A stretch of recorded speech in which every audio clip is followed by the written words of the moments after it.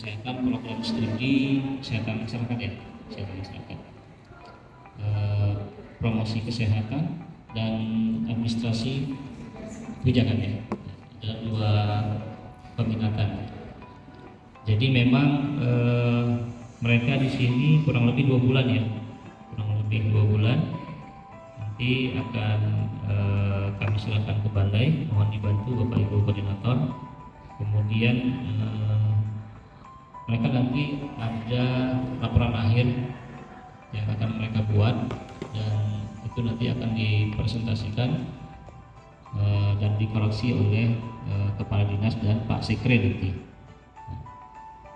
Untuk itu mohon bantuan dari Bapak Ibu koordinator selama di lapangan kurang lebih 2 bulan. Jadi apapun yang mereka butuhkan untuk penyusunan laporan untuk dibantu dan difasilitasi. Kemudian untuk absensi teman-teman mahasiswa kami serahkan kepada koordinator, nanti itu dibuat absensi manualnya. Kemudian untuk mahasiswa semua sudah tidak ada mata kuliah ya, jadi memang pure sudah di praktek ya di lapangan. Jadi kebetulan semua mahasiswa sudah tidak ada lagi yang belajar di kampus, artinya selama kurang lebih 2 bulan sudah mengikuti kegiatan di balai yang sudah kita sepakati. Kemudian jam kerja kita itu Senin sampai dengan Jumat ya.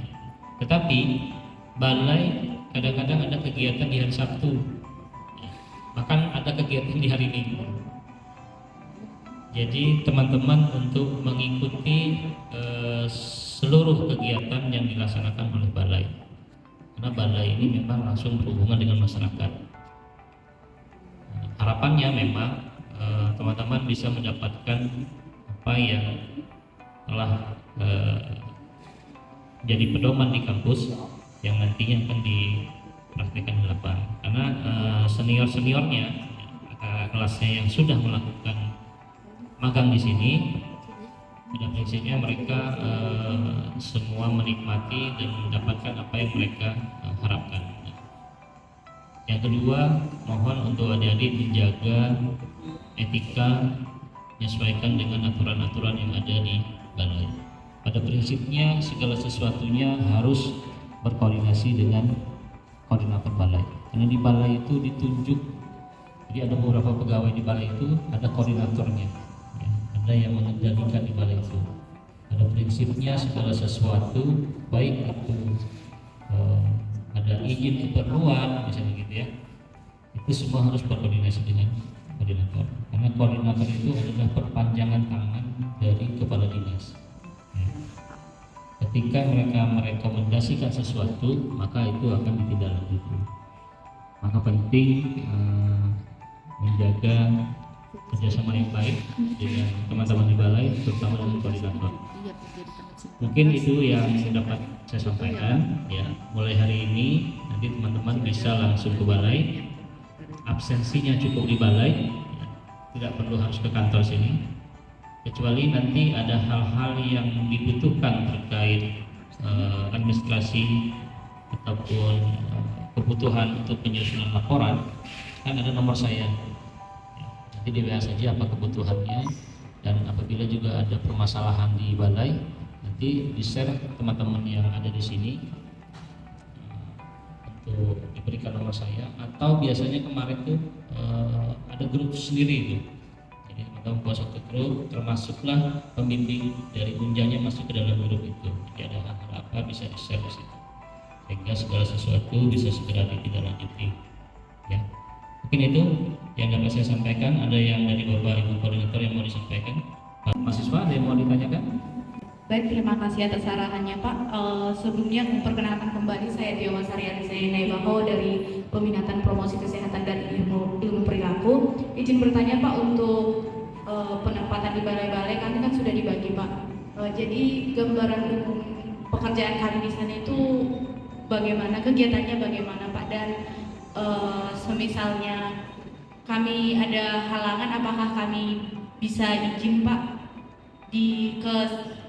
ke koordinator balai atau ke kantornya langsung? Kami hormati Bapak Bidang Sekretariat Bapak Gani, Bapak Ibu Koordinator yang ada di tempat ini, serta adik-adik kami yang kami cintai dari mahasiswa Unja.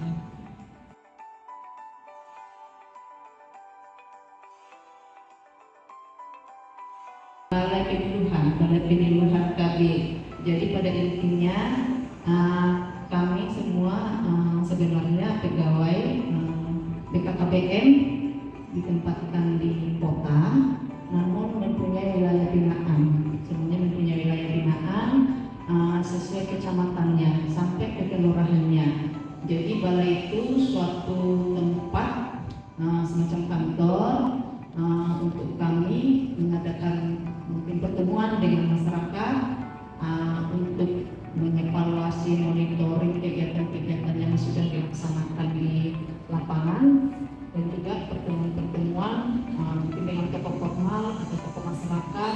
Dan di wilayah kecamatan itu ada juga namanya Kampung KB, binaannya di setiap kecamatan.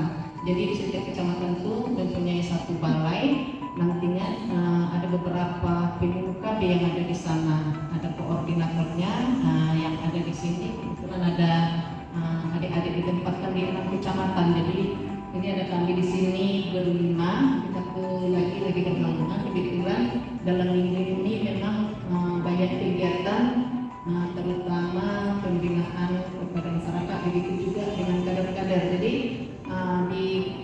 di wilayah kita itu ada yang namanya kader KB, dan juga ada kader TPK, tim pendamping keluarga yang berhubungan dengan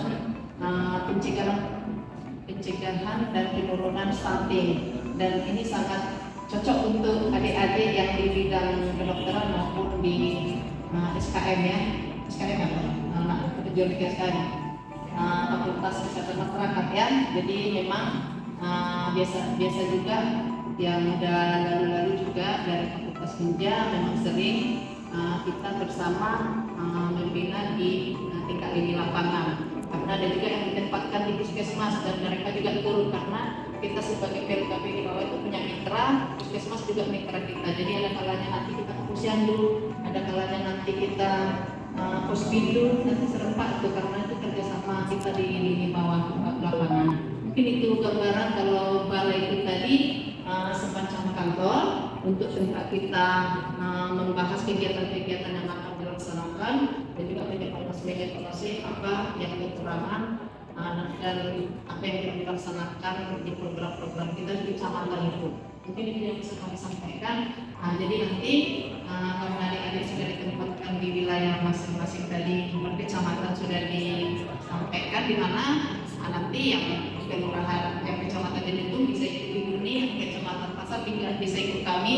Kebetulan pada saat ini rata-rata memang ada kegiatan di kecamatan Pasar. Pagi ini ada kegiatan penyuluhan kepada keluarga balita, ya, keluarga balita plus sama ibu hamil. Tempatnya di balai itu juga. Bagi kami kecamatan Pasar sangat membantu Pak untuk tenaga dari adik-adik. Perlu saya sampaikan bahwa Bapak Ibu koordinator ini adalah jabatan fungsionalnya penyuluh keluarga berencana atau PKB, atau biasa juga disebut penyuluh lapangan keluarga berencana. Jadi biasa disebut dengan PKB atau PLKB. Di balai itu ada 3 status kepegawaian. Yang satunya PNS, yang satunya P3K, satunya lagi adalah tenaga kerja kontrak. Di balai itu ada penjaga balai, ada penyuluh keluarga berencana. Nah, tadi digambarkan seperti yang Pak Jaki itu, dia adalah P3K. Jadi kalau status undang-undang ASN itu, kenapa disebut aparatur sipil negara? Karena ada P3K dan PNS. Ya. Kalau dulu kan sebutnya PNS gitu ya. Sekarang disebutnya ASN. Nah, ASN itu adalah ada 2 di dalamnya. Satu PNS, satu P3K. Nah, Pak Jaki ini salah satunya P3K. Status kepegawaian Bapak Ibu yang ada di balai adalah sebagai pegawai pusat BKKBN. Ya. Status kepegawaiannya itu pegawai pusat. Kalau saya itu pegawai pemerintah daerah Kota Jambi. Jadi kalau Bapak Ibu ini adalah sebagai pegawai pusat BKKBN, tetapi bekerja di wilayah pemerintah Kota Jambi, gitu, ya. Itu harus dipahami juga. Terkait izin tadi, izinnya kan tadi sudah di awal saya sampaikan. Izinnya langsung disampaikan dengan koordinator masing-masing. Bila ada keperluan, sampaikan. Saya hari ini tidak bisa masuk karena ini. Nah, itu kebijakan itu nanti ada di koordinator masing-masing. Tadi juga disampaikan, disinggung sedikit bahwa di balai itu ada yang namanya kader. Ya. Kader itu adalah perpanjangan tangan dari PKB yang membantu kita dalam menjalankan program-program keluarga berencana. Prinsipnya adalah adik-adik nanti akan ikut bersama-sama dengan PKB kita melakukan penyuluhan dan langsung berhadapan dengan masyarakat. Tadi juga sudah disampaikan bahwa kebetulan di bulan Maret ini adalah akan padat dan banyak kegiatan yang dilaksanakan di balai. Beruntung sebenarnya adik-adik masuk sekarang karena memang akan banyak sekali ilmu yang didapat selama proses 2 bulan ini. Karena selama 2 bulan ini akan banyak kegiatan. Meskipun nanti kita akan memasuki bulan suci Ramadan, bukan berarti kegiatan itu terhenti. Kegiatan itu tetap akan dilaksanakan, ya. Jadi jangan berpikir lah nanti sebentar lagi bulan suci ini nggak ada kegiatan, enggak. Kegiatan di balai itu tetap jalan meskipun bulan suci Ramadan. Mungkin itu tantangan buat nanti teman-teman yang muslim ya, sedang berpuasa tapi kegiatan tetap jalan, gitu ya.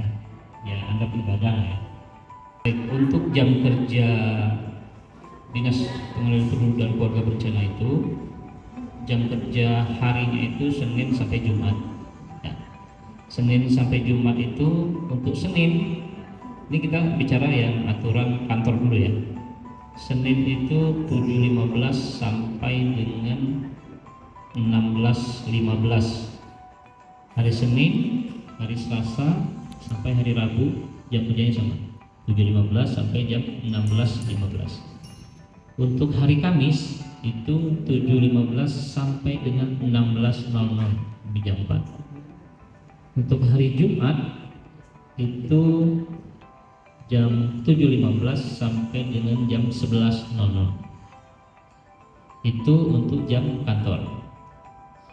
Untuk jam balai, untuk penyeluruh keluarga berencana itu jam kerjanya di BKKBN itu 7.30 ya, 7.30 sampai jam 7.30 sampai dengan 16.00 dari Senin sampai Kamis. Untuk hari Jumatnya itu 7.30 sampai dengan 16.30 ya. Jadi ada perbedaan ya, ada perbedaan. Jadi tadi di awal saya sampaikan bahwa ada pegawai Pemda Kota, ada pegawai BKKBN. Jam kerjanya itu berbeda. Jadi jam kerjanya telah ditetapkan masing-masing seperti itu. Kemudian seperti awal saya sampaikan, di balai itu kadang ada kegiatan di hari Sabtu, gitu ya. Di hari Sabtu. Tapi perlu saya sampaikan juga bahwa di koordinator itu, di balai itu tidak seperti di kantor, ya. Karena kalau di kantor itu kan terkesannya dari pagi sampai sore di kantor gitu ya. Tapi kalau di balai namanya di lapangan ya, akan berada di kampung KB, akan berada di mana tempat penyuluhan gitu ya. Jadi akan, kalau saya bilang sih menyenangkan suasananya ya. Jadi tidak dibayangkan seperti yang di kantor gitu ya. Jadi ini betul-betul di balai, kegiatannya dari kegiatan ini pindah ke kegiatan ini gitu ya, dari tempat ini pindah ke tempat lain. Jadi wilayah kerjanya itu satu kecamatan ya. Jadi misalnya kecamatan Jelutung, kecamatan Jelutung tuh ada beberapa kelurahan, 7 kelurahan. Jadi wilayah kerjanya itu di satu kecamatan dengan contohnya Jelutung 7 kelurahan ada di situ, bisa di kelurahan ini, bisa di sini gitu. Artinya tidak membosankan dari pagi sampai siangnya itu. Kurang lebih begitu gambarannya ya. Ini gambaran yang umum yang dapat kami sampaikan. Kalau melihat dari teman-teman seniornya dulu, itu bahkan sudah selesai tapi nggak mau selesai gitu. Kurang lebih gambarannya begitu. Karena saking menikmatinya, karena kan di kampus itu kan beda ya. Ketika masuk ke ini sebenarnya gambaran dunia kerja. Dunia kerja penyuluhan ini seperti itu nanti realnya. Jadi nanti teman-teman yang nanti akan berminat menjadi penyuluh KB itu dengan latar belakang pendidikannya yang sekarang itu terpenuhi, gitu ya. Karena nanti ketika ada P3K dan nanti bisa mengikuti beberapa pelatihan untuk memenuhi persyaratan bisa ikut P3K nanti banyak, karena dari kita juga ada juga yang SKM menjadi P3K, penyuluh KB maksudnya menjadi penyuluh KB ya. Itu jabatan fungsional yang terbuka oleh PKN untuk salah satunya menjadi PNS atau P3K. Artinya untuk ke depan adik-adik yang berminat menjadi penyuluh keluarga berencana secara latar belakang pendidikan itu sudah terpenuhi. Tinggal minat atau tidaknya saja dengan nanti menambah beberapa skill. Nah, skillnya itu nanti dilihat ketika sekarang magang. Skillnya apa nih yang harus dipenuhi? Kalau sebagai penyuluh KB itu ini.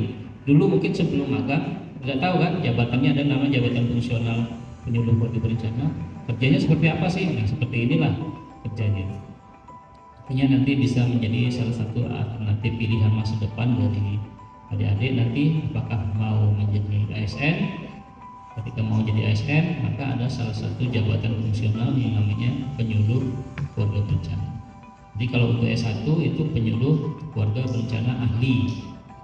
Kalau S1 nah, itulah salah satunya gambarannya nanti ke depan ketika akan menjadi penyuluh keluarga berencana sudah tahu selama 2 bulan oh itu loh kegiatannya.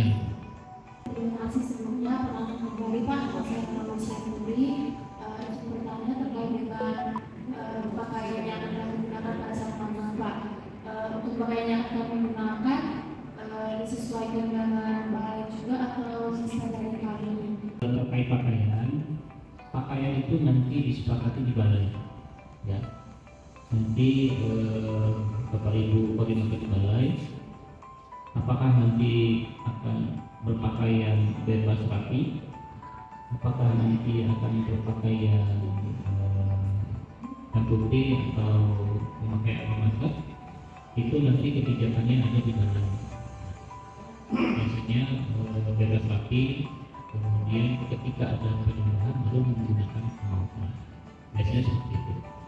Tapi nanti disampaikan juga masing-masing koordinator seperti apa. Yang jelas alma mater itu dipakai ketika ada penyuluhan. Tidak berhadapan dengan masyarakat, maka adik-adik harus menggunakan alma mater sebagai identitas sebagai mahasiswa. Dan untuk dalamannya itu biasanya bebas rapi. Nanti disampaikan masing-masing koordinator lagi. Kemudian terkait yang rolling lokasi antara kelurahan, biasanya kita menempatkan mahasiswa itu dari awal sampai akhir di satu tempat. Tidak kita lakukan lokasi agar apa? Agar dalam penyusunan laporan bisa berkoordinasi sejak awal dengan koordinator. Ada laporan yang akan dibuat nanti. Contoh misalnya di itu ada 4 orang. Itu laporan individunya nanti akan berbeda-beda. Ambil temanya masing-masing. Ya. Jadi ada tema yang diambil itu berdasarkan nanti apa yang dilakukan di lapangan. Salah satunya kita adalah penyuluhan tentang keluarga berencana. Tentang KB itu ada beberapa pilihannya yang IP, gitu ya. Kemudian IP, kondom dan macam. Kemudian apa yang akan menjadi fokus pembahasan itu masing-masing mahasiswa nanti di awal sudah menentukan, kemudian baru mencari teori. Jadi kalau untuk penempatan kita akan menempatkan dari awal sampai selesainya magang di satu tempat itu. Gitu ya. Kecuali nanti ada beberapa hal yang memang misalkan kemudian beberapa hal yang menjadi permasalahan, misalnya tidak sudah dilakukan komunikasi. Tapi biasanya itu dari awal sampai akhir tetap di satu hal itu. Dan ini yang baru datang koordinator Alam Barajo. Alam Barajo itu Mengenai soal laporan individu yang tadi Pak, sebenarnya dari tahun kemarin ke tahun itu ada perbaharuan dari kampus Pak. Jadi untuk laporannya itu tidak ada lagi laporan individu Pak. Jadi kami itu ada laporan per peminatan, satu laporan. Jadi kami di sini ada 2 laporan begitu Pak. Izin bertanya Pak, kami sudah mendapatkan dosen pembimbing per peminatan, dan kami ingin bertanya di lapangan ini kami mendapatkan dosen pembimbing lapangannya siapa ya Pak? jadi laporan yang dimaksud itu tadi yang dari kampus ada 2 laporan secara umum ya, secara kelompok kan begitu. Nah, makanya kami berharap bahwa nanti akan menentukan satu laporan kelompok, ya kan? Harapannya kami nanti saya coba berkoordinasi dengan pembimbing dari dosennya, apakah nanti perlu laporan individu atau tidak. Sebenarnya laporan individu itu untuk melihat keseriusan dari adik-adik mahasiswa, ya, karena saya juga pernah mahasiswa dulu soalnya. Kalau yang namanya kelompok, maka dari 5 orang dipastikan yang bekerja cuma 2 orang, yang 3-nya itu hanya bantu bergadang saja misalnya. Tapi kalau tugas itu dibuat secara individu, maka secara tidak langsung akan ada keseriusan sejak awal magang sampai dengan akhir magang. Ya. Kalau saya lebih menyarankan bahwa ada satu tema peminatan yang diangkat secara bersama-sama, tetapi ada satu laporan individu yang dibuat. Misal tadi terkait misalnya stunting gitu ya. Stunting itu kan banyak permasalahannya. Ada beberapa faktor yang menyebabkan terjadinya stunting, kan gitu. Ya. Teman-teman akan mengangkat faktor-faktor itu, masing-masing mengangkat satu faktor. Nah, itu nanti akan dipresentasikan di akhir untuk memverifikasi sebenarnya. Jadi di awal dia mengangkat satu tema, misalnya tadi tentang stunting ya. Stunting itu apa? Kemudian banyak faktor-faktor yang mempengaruhi, maka diambil satu, mahasiswa ambil satu, kemudian dia bahas itu. Meskipun judulnya sama, tapi pembahasannya kan bisa beda. Nah, tujuannya nanti dilakukan presentasi adalah untuk memverifikasi, karena jangan sampai, karena mahasiswa melakukan magang selama 2 bulan ya. Jadi Bapak Ibu penyuluh KB ini itu masa kerjanya sudah sampai 20 tahun ya, ada yang 30 tahun, ada yang 15 tahun. Itu pun pemahamannya masih berbeda-beda antar penyuluh KB. Apalagi ada yang hanya 2 bulan melaksanakan magang, nanti pemahaman terhadap stunting itu antara si A dan si B itu pasti berbeda ya. Nah, tujuan dari laporan individu itu ketika dia membuat, maka dia akan berusaha memahami stunting itu apa sih, faktor yang saya angkat itu si A nih, masalah apa nih misalnya stuntingnya itu, faktor yang mempengaruhinya apa. Nah, itu dia akan bahas, dia akan kaji, dia akan laporkan. Ketika dia mempresentasikan nanti, maka disitulah tugas kami sebagai Ibu Kadis, sebagai verifikasinya, benar nggak pemahaman yang adik-adik itu pahami ya. Karena kan nanti akan setelah dari KB keluar dari sini, maka akan menjelaskan tentang stunting. Kalau tidak dibuat tugas individu, tidak dia mempresentasikan, maka itu tidak tahu. Kami tidak akan bisa memastikan bahwa adik-adik ini tahu tentang tema itu.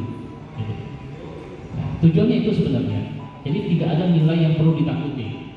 Kami hanya ingin memframe saja mindsetnya bahwa ketika mengangkat tentang sesuatu yang berkaitan dengan dinas perlindungan penduduk dan keluarga berencana, output yang keluar itu harus benar. Itu sih sebenarnya.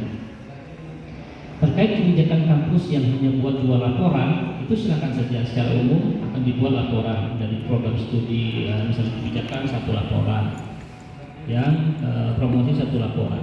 Tapi kami ingin laporan individu hanya ingin melihat dari adik-adik mahasiswa bahwa punya ilmu yang didapat setelah magang selama kurang lebih 2 bulan dan mampu memahami tentang tema itu, sehingga nanti ketika di kampus ya, ditanya tentang stunting, dia bisa menjelaskan, ini loh stunting itu begini-begini, faktornya ini.